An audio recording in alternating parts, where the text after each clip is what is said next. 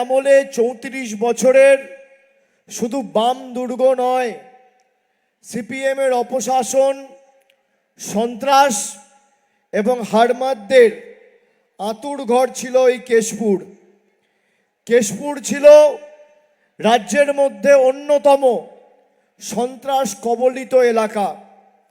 CPM যেখানে খুন, গুন্ডামি সহ এখানের বিরোধীদের উপর ধারাবাহিকভাবে অত্যাচার, এবং তার নেতৃত্বে যিনি ছিলেন তার নাম তরুণ রায় ইমতিয়াজ আলী।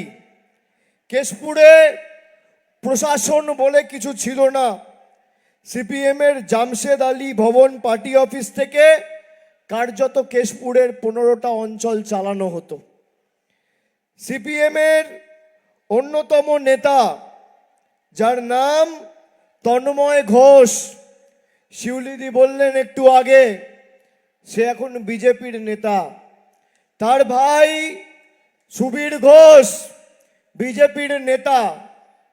পুরনো বোতলে নতুন মদ বা নতুন বোতলে পুরনো মদ। জার্সিটা পাল্টে বাম থেকে রাম হয়েছে। আমি আপনাদের অনুরোধ করব, যেভাবে এদেরকে গণতান্ত্রিকভাবে 24 সালে কেশপুরের মায়েরা ভাইয়েরা পুঁতে দিয়েছিল, আগামী 23 তারিখ যেন ব্যতিক্রম না হয়। এখানে তৃণমূলকে 1 লক্ষের বেশি ব্যবধানে কেশপুরের মায়েদের ভাইদের জেতাতে হবে। এনায়েতপুরে আমি শুনছি সিপিএমের হাড়মাদরা আবার বিজেপির জার্সি পরে এলাকা অশান্ত করতে নেমেছে। কিছু বলার আগে প্রথমেই তাদের একটু হুঁশিয়ারি দিয়ে যাব। হুঁশিয়ারি মানে ওয়ার্নিং, থ্রেট নয়। আপনারা নির্বাচনে লড়ুন, গণতান্ত্রিকভাবে প্রচার করুন, কোনো আপত্তি নেই। মানুষের কাছে ভোট চান, কিন্তু যদি কেউ ভাবে ডিজে বাজিয়ে দাপাদাপি করে লম্পজম্প করে সিপিএমের কালো দিনগুলো, রক্তে রাঙা লাল মাটিকে আবার মানুষের রক্তে সিপিএমের সেই অপশাসনকে ফিরিয়ে আনবো, তাদেরকে বলে যাই তৃণমূল 1 লক্ষ ভোটে কেশপুর জিতবে। আর 4 তারিখ ভোট বাক্স খোলার পর রবীন্দ্রসঙ্গীতের সাথে সাথে একটু ডিজেও কিন্তু বাজবে। সতর্ক করে দিয়ে গেলাম। এখানে তৃণমূল দুর্বল হওয়া মানে সিপিএমকে অক্সিজেন দেওয়া। সিপিএমের যে নেতারা আছেন, ওই যে বললাম কেশপুরে কলাগ্রাম এলাকায় থাকেন তন্ময় ঘোষের ভাই সুবীর ঘোষ, আচ্ছা কৈলাস নায়েক, মহাদেব প্রামাণিক বেনাচাপড়া কঙ্কাল কাণ্ডে অন্যতম অভিযুক্ত, এখন বিজেপির বড় নেতা। এই হচ্ছে এদের প্রকৃত স্বরূপ। এর দৃঢ় বিশ্বাস, যতদিন কেশপুর আছে পশ্চিম মেদিনীপুর জেলায় বিজেপির কোনো সিপিএমের তৎকালীন জল্লাদ মাথা তুলে দাঁড়াতে পারবে না। 2026 সাল এই কেশপুর কেন্দ্র বিজেপি সরকারের শেষপুর। 2029-এর আগে সরকার ভাঙবে, আর চতুর্থবার মামাটি মানুষের সরকার তৈরি হওয়া সময়ের অপেক্ষা। আমি লক্ষ্মীর ভাণ্ডার পাচ্ছেন, কোনো রকম কোনো ভয়ে থাকবেন না, কোনো আতঙ্কে থাকবেন না। যতদিন তৃণমূল সরকার বাংলার মাটিতে থাকবে আপনারা আজীবন লক্ষ্মীর ভাণ্ডার পাবেন। আমাদের দলের প্রথম প্রতিজ্ঞা।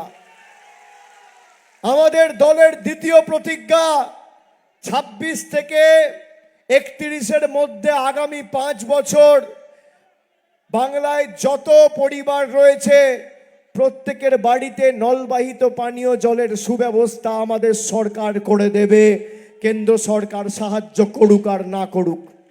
ব্লকে ব্লকে, টাউনে টাউনে উন্নত মানের স্বাস্থ্য পরিষেবা আমাদের সরকার দেবে।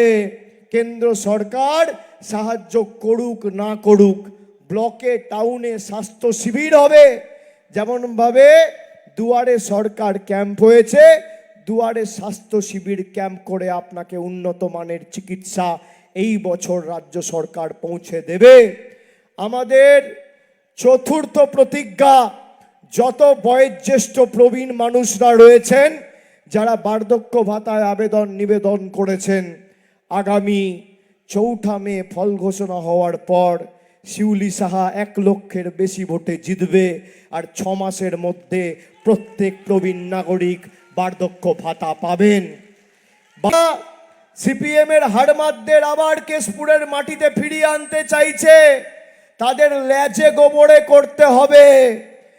আর 23 তারিখ ভোটটা এমন ভাবে দেবেন যে জোড়া ফুলের বোতামটা এখানে টিপবেন, আর বিজেপির বহিরাগত নেতাদের জামানতটা দিল্লিতে, মধ্যপ্রদেশে আর গুজরাটে জব্দ হবে। এমন ভাবে জবাব দেবেন যেন বাঙালির উপর অত্যাচার কি এরা বুঝতে পারে। যখন ইচ্ছা আমাদের লাইনে দাঁড় করিয়ে দিচ্ছে, কখনো এসআইআর এর লাইন, কখনো নোটবন্দির লাইন, কখনো এলপিজির লাইন, কখনো লকডাউনের লাইন। মোদি মানুষকে লাইনে দাঁড় করাতে খুব ভালো লাগে না মোদিজি? খুব ভালো লাগে। এবার লাইনের জবাবটা লাইনে দাঁড়িয়েই দিতে হবে। গরম পড়লেও গরম পড়লেও, বর্ষা হলেও, কষ্ট হলেও লাইনে দাঁড়িয়ে জোড়া ফুলের বোতামটা টেপা মানে এই বহিরাগত বাংলা বিরোধী, এই বাংলাকে অপমান যারা করেছে তাদেরকে যোগ্য জবাব দেওয়া উচিত, শাস্তি দেওয়া। আমরা মাছ খেলে আমাদের বলছে বাংলাদেশি। কারা মাছ মাংস খান একটু হাত তুলুন তো। কারা মাছ মাংস খান? কারা মাছ মাংস খান নির্দ্বিধায় হাত তুলুন। বিজেপি বলছে বাংলায় ক্ষমতা এলে মাছের দোকান বন্ধ করে দেবে, মাংসর দোকান বন্ধ করে দেবে, ডিমের দোকান বন্ধ করে দেবে। আমরা কি খাবো, কি পড়বো? নরেন্দ্র মোদী ঠিক করবে না কেশপুরের মানুষ ঠিক করবে? আমি আগে একবেলা খেতাম মাছ, একবেলা আমিষ খেতাম, এখন দুবেলা খাই। বিজেপির কর্মীদের দেখছেন, এখানে যাকে দাঁড় করিয়েছে তার পরিচিতি তো জানেন। 2019-এ বিজেপি জয়েন করেছিল, তার বিরুদ্ধে একাধিক অভিযোগ জনসমক্ষে রয়েছে। আমি সেটা নিয়ে বিস্তারিত বলছি না। আমি খালি আপনাদের বলবো, আপনারা 21 সালে, 23 সালে, 24 সালে তৃণমূলকে দুহাত তুলে আশীর্বাদ করেছেন। আপনাদের আশীর্বাদ, ভালোবাসার ঋণ আমরা কাজের মাধ্যমে পরিশোধ করেছি।